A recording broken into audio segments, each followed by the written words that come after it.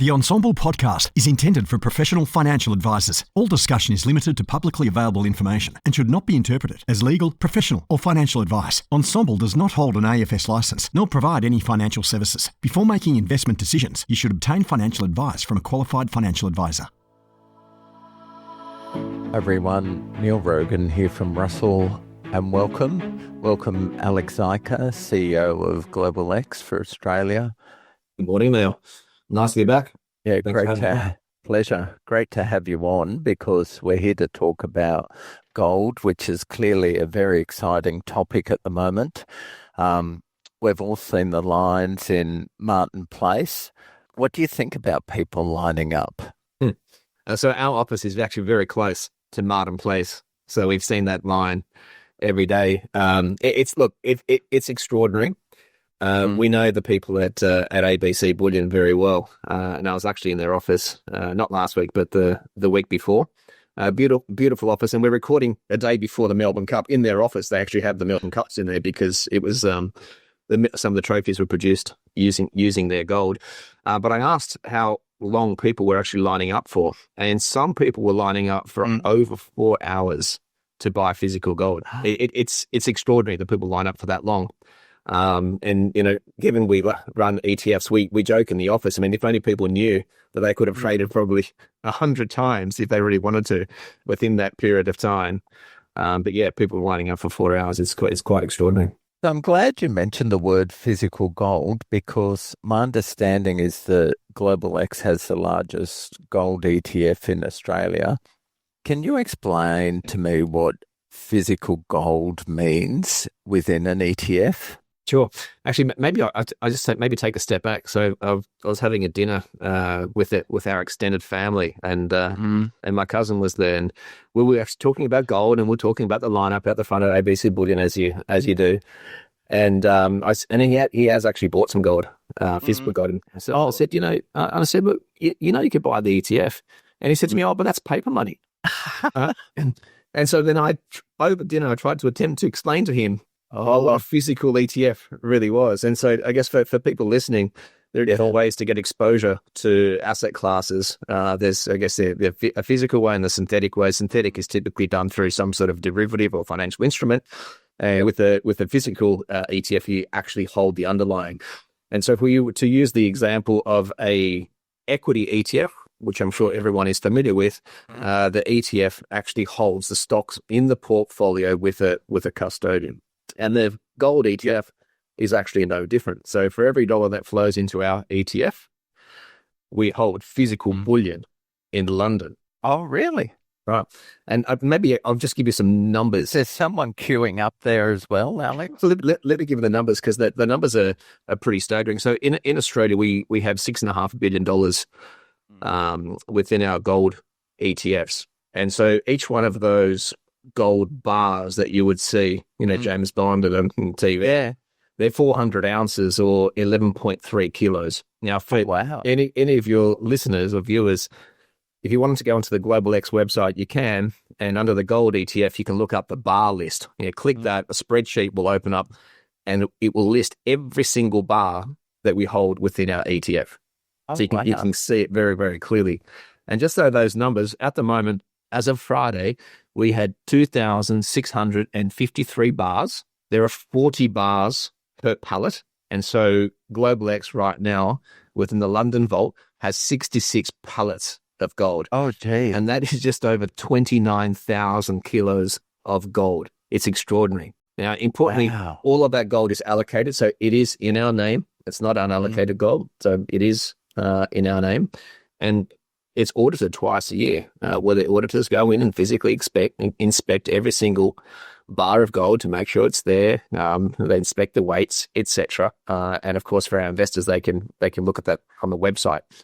And I used the example with my cousin. I said, look, it is physical because we actually had a case this year where a larger investor in Australia wanted to redeem out of our ETF and take physical delivery of the gold. The gold. And funny enough, we delivered it to ABC Bullion. Oh, wow. Yeah, just to prove the point that it is physical. We really hold the gold. Wow. And so what can you tell us about the flows into the gold ETF this year? Are you able to to tell us the split between, say, retail investors and advisors and the size of the flows and that kind of thing?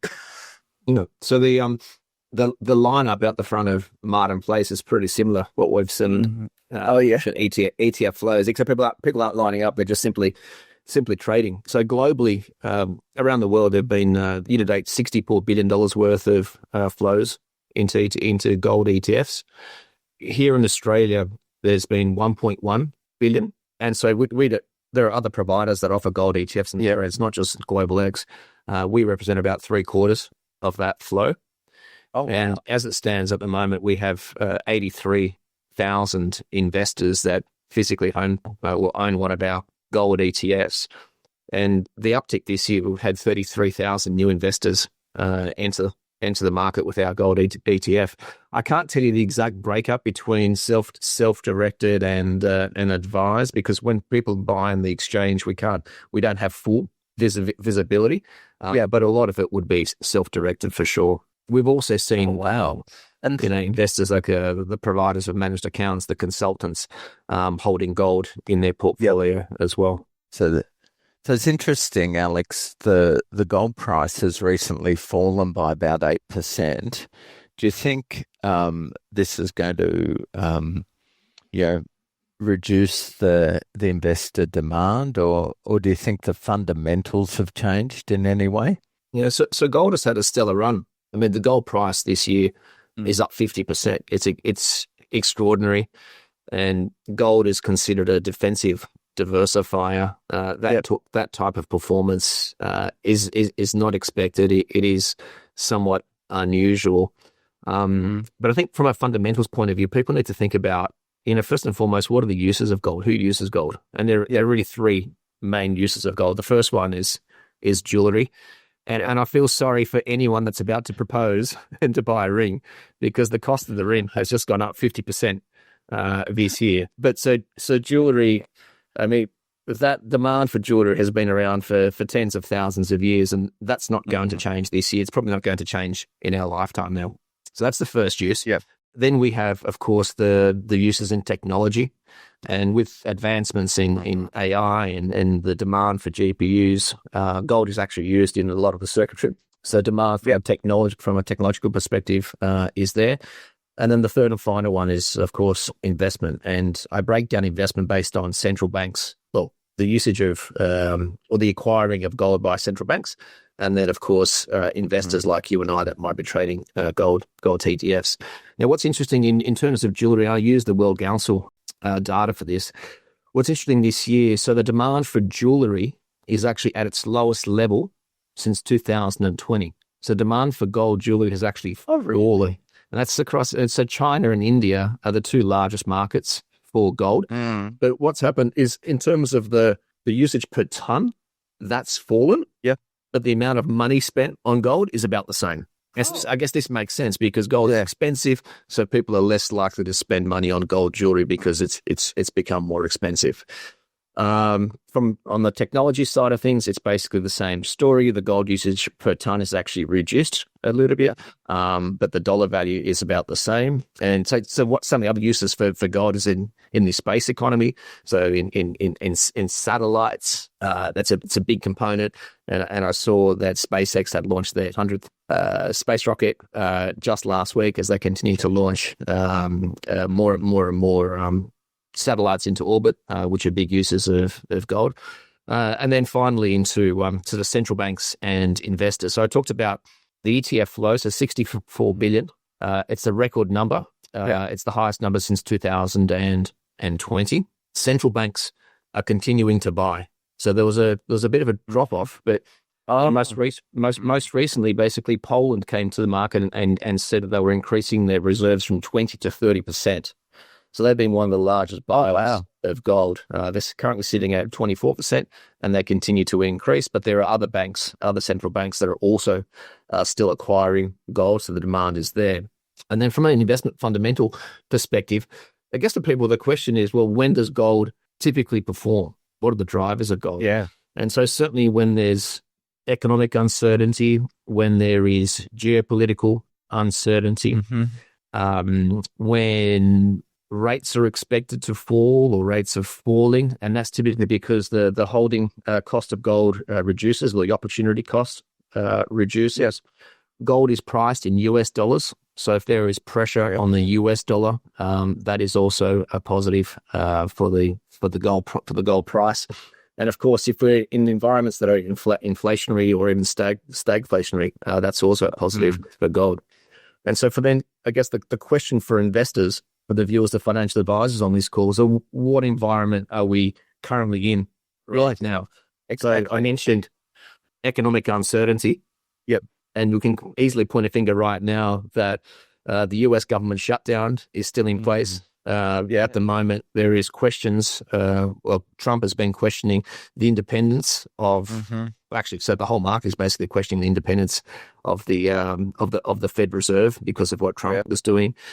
We continue to see wars around the world, so that uncertainty, that geopolitical uncertainty and economic uncertainty, is still there. The US dollar has been falling, so people talk about the theme of de-dollarization. That is certainly there.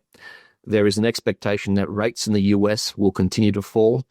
I know over the weekend, slightly higher inflation print in the US, so the chance of a US rate fall this year is dropped. Markets basically pricing a 25% chance, but that's this year. We still continue to expect rates in the US to fall next year, and that'll put downward pressure on the US dollar as well. So really, the environment that we're in right now still points to a positive kind of fundamental environment for gold.